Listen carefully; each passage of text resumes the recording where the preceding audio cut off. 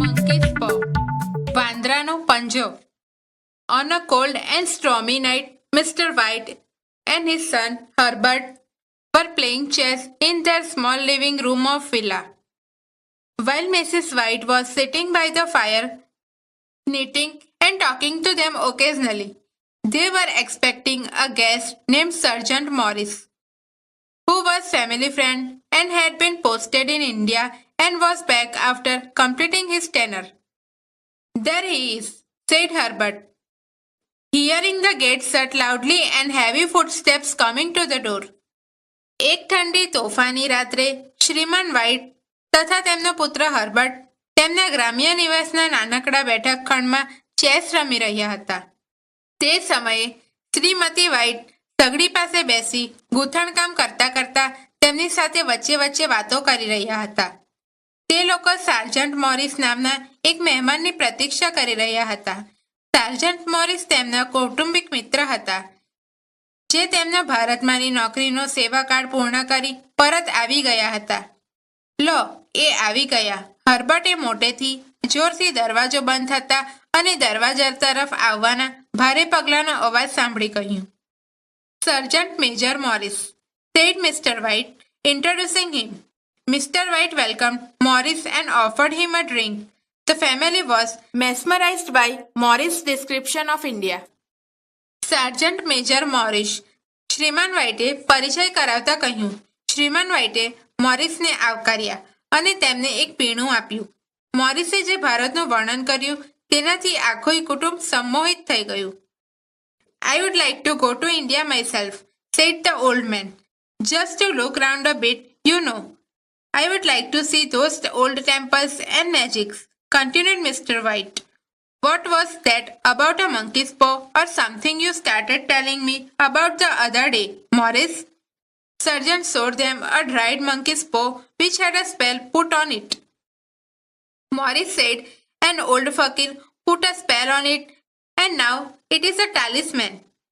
He was a very holy man and he wanted to show that fate ruled people's lives and that to interfere with fate only caused deep sadness. એ વૃદ્ધે કહ્યું, મારે પોતે ભારત જવું છે. ફરીને થોડુંક જોઈ લેવા માંગુ છું. શ્રીમાન વ્હાઇટે ઉમેર્યું, મારે પ્રાચીન મંદિરો અને જંતર મંતર જોવા છે. મોરિસ પહેલા દિવસે તે જે વાંદરાના પંજા જેવું કશાક વિશે કહેવાનું શરૂ કર્યું હતું તે શું હતું? સાર્જન્ટે જેના પર મેલી વિદ્યા કરવામાં આવી હતી તેવો એક વાંદરાનો સુકાઈ ગયેલ પંજો બતાવ્યો. મોરિસે કહ્યું, એક વૃદ્ધ ફકીરે આના ઉપર મેલી વિદ્યા કરેલ છે અને હવે તાવીજ જાદુયંત્ર બની ગયેલ છે. તે ખૂબ જ પવિત્ર માણસ હતો અને લોકોને બતાવવા માંગતો હતો કે લોકોના જીવન પ્રારબ્ધ દ્વારા નિયંત્રિત છે અને પ્રારબ્ધ સાથે ચેડા એ માત્ર દુઃખ ઉપજાવનાર જ બને છે. He put a spell on it so that 3 separate men could have 3 pieces each from it. It would bring a disaster, continued Sergeant. It has caused enough trouble already. And threw the paw upon the fire. તેણે એના પર મેલી વિદ્યાનો પ્રયોગ કર્યો છે, જેથી 3 અલગ અલગ વ્યક્તિઓ તેની મદદથી 3 જુદી ઈચ્છા પૂર્તિ કરી શકે. તે વિનાશ લાવી શકે. સાર્જન્ટે બોલવાનું ચાલુ રાખ્યું. તે મુશ્કેલી ઊભી કરી ચૂક્યું છે અને તેણે તે પંજો સગડીમાં નાખ્યો. But Mr. White was curious and wanted to taste the powers of monkey's paw. He bent down and quickly retrieved it from the fire. He said, if you don't want it, give it to me. Morris, after reluctantly explaining the appropriate manner for making the wishes, warned him that he could have the paw but at his own risk and departed soon afterwards. પણ શ્રીમાન white જિજ્ઞાસુ હતા અને તે વાંદરાની પંજાની શક્તિઓની કસોટી કરવા માંગતા હતા. તેમણે ઝૂકીને સગડીમાંથી તે પંજો પાછો લઈ લીધો. તેમણે કહ્યું, જો તારે ન જોઈતો હોય તો મને આપી દે. મોરિસે આનાકાની સાથે ઈચ્છાઓ માગવાની યોગ્ય રીતો સમજાવ્યા બાદ તેમને ચેતવ્યા કે તે તેમના પોતાના જોખમે તે પંજો લઈ શકે અને પછી તે તરત જ ત્યાંથી રવાના થઈ ગયા. After the guest left, Mr. White held the paw in his hand and said, I wish for 200 pounds. It moved. He cried, glancing with disgust at the object on the floor. As I wished, it twisted in my hand like a snake. The next morning, a gentleman knocked on the door. I come from Moe and Maggins, your son's employer. એ મહેમાનના ગયા બાદ શ્રીમાન વ્હાઇટે તે પંચાને તેમના હાથમાં લીધો અને બોલ્યા, મારે 200 pound જોઈએ છે. તે હલ્યો. એ ભોંયતળિયા પરની વસ્તુ તરફ અણગમમાંથી જોતા મોટેથી બોલી ઉઠ્યા, મેં ઈચ્છ્યું હતું એમ તે મારા હાથમાં સાપની જેમ સળવળ્યો. બીજા દિવસે સવારે એક સજ્જને બારણે ટકોરા માર્યા. હું તમારા દીકરાના સેટ મો એન્ડ મેગિન્સ કંપનીમાંથી આવું છું. The old lady looked surprised. Is anything wrong? She asked breathlessly. Has anything happened to my son Herbert? What is it? The visitor looked down. Badly hurt, she said quietly. But he was not in any pain. Oh, thank God for that. એ વૃદ્ધ સ્ત્રી ચોંકી ઉઠી. શું કંઈ અજુગતું થયું છે? તેણીએ એકી શ્વાસે પૂછી નાખ્યું. મારા દીકરા હર્બર્ટને કાંઈ થયું છે? શું થયું છે? આગંતુકે નજર ઝુકાવી ધીમેથી કહ્યું, ખૂબ જ વાગ્યું છે, પણ અત્યારે તે પીડામાં નથી. હું ભગવાન એ માટે તારો ખૂબ ખૂબ આભાર. But the sinister meaning of the visitor's assurance suddenly became clear to the old lady, and she looked at him. His face was turned away, confirming her worst fears. She caught her breath and put her trembling hand on her husband's. There was long silence.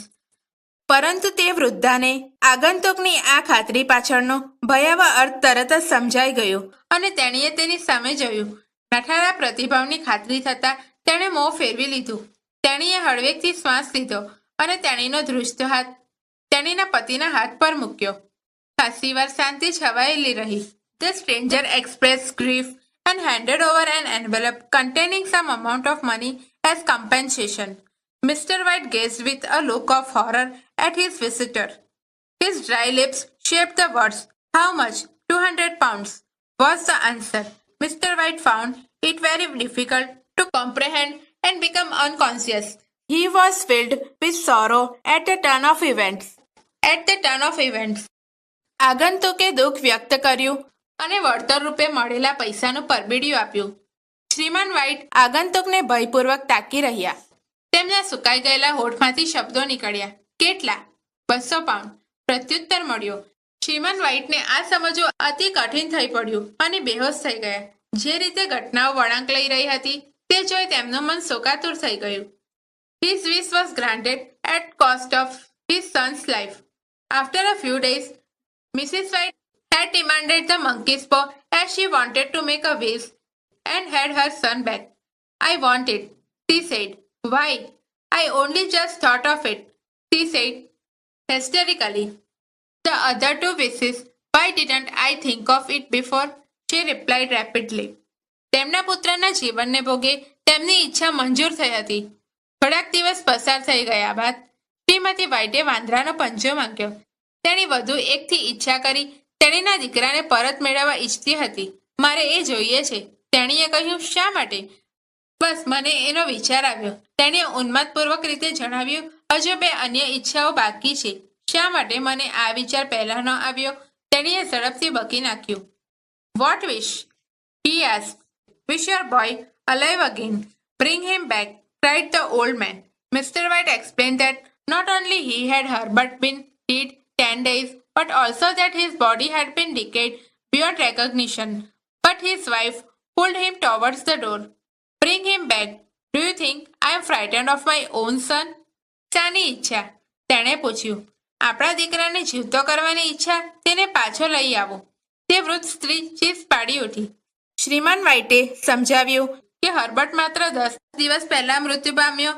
એટલું જ નથી, અત્યારે તો તેનું શરીર પણ ઓળખાય નહીં એટલી હદે સડી ગયું છે.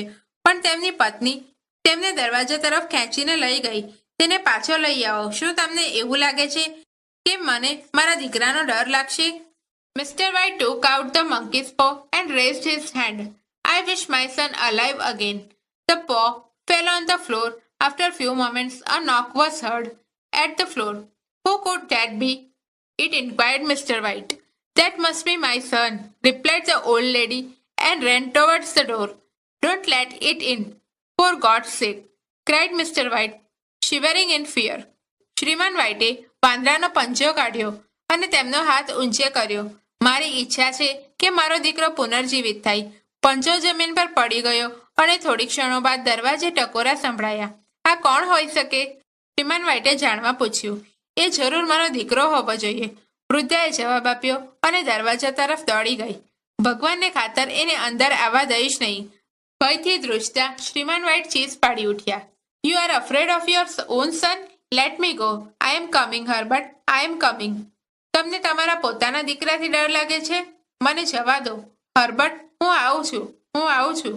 Mr White search frantically for the monkey's paw, fearful of what was likely to happen as he heard the chain rattling back and the bottom bolt drawn slowly and swiftly from the socket. He found the paw and made his the third and last wish. Shriman white જે થવાનું હતું તેના ભયથી બેબાકડા બની વાંદરાનો પંજો શોધવા લાગ્યા.